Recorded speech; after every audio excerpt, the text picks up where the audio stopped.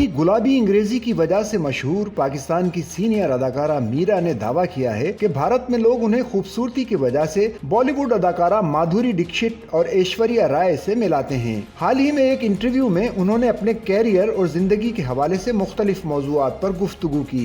अदाकारा मीरा ने भारत में अपने काम करने के तजर्बे के हवाले से बताया कि जब वो भारत गईं तो वहाँ लोगों ने उनकी खूबसूरती की तारीफ की और उन्हें बॉलीवुड की खूबसूरत अदाकारा ऐश्वर्या राय और माधुरी दीक्षित से मिलाया।